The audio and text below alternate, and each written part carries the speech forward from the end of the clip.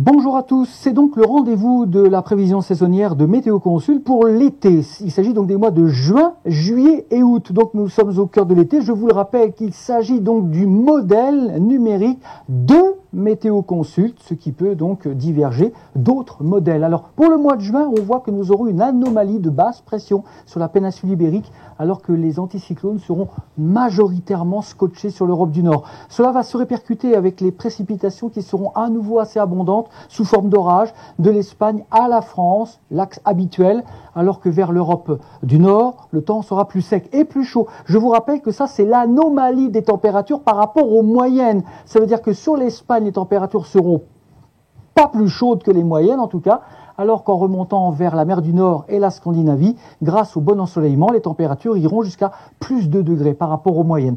Pour le mois de juillet, on devrait avoir plutôt des hautes pressions sur la France du Nord et l'Europe du Nord. Ça veut dire que les précipitations seront peut-être à nouveau un peu moins fréquentes pour ce mois de juillet, toujours sous forme d'orage sur l'axe habituel qui remonte de l'Espagne vers les Pyrénées et les massifs du sud de la France, et les températures pour le mois de juillet s'annoncent donc globalement chaudes sur l'ensemble de l'Europe, avec une anomalie de plus 0,5 à plus 1,5 degré sur la France et plus 2 en rouge foncé ici vers la Scandinavie.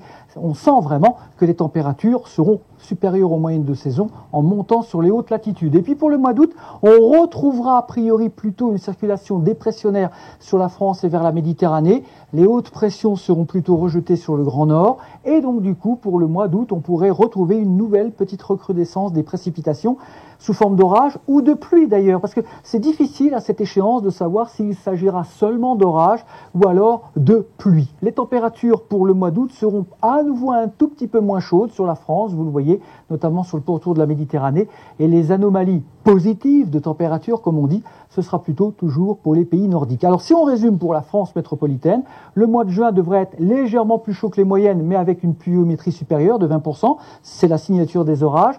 En juillet, il pourrait faire donc plus chaud, ce sera probablement le mois le plus chaud de l'été sur la France, plus 1,5 degré, mais des précipitations toujours un peu supérieures aux moyennes, mais si c'est sous forme d'orage, c'est pas tout le temps, hein, ni pour tout le monde, 10% en juillet et en août de précipitations, vous notez que le mois d'août serait à nouveau a priori un petit peu moins chaud.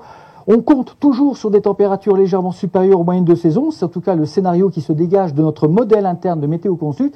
Mais pour l'instant, alors si la fiabilité est bonne pour le mois de juin, avec le retour d'un temps chaud et orageux, c'est modéré pour le mois de juillet, qui s'annonce a priori comme le mois le plus beau de l'été. Mais pour le mois d'août, là, la fiabilité est nettement moins bonne. Il est possible que le mois d'août soit nettement moins beau que prévu, avec plus de pluie et plus de fraîcheur. Donc on retient finalement cet été en 3 temps, 3 mouvements. Juin, chaud et orageux. Juillet, probablement chaud, mais plutôt beau. Et août, incertitude et possiblement donc moins beau que prévu initialement. À bientôt. Merci.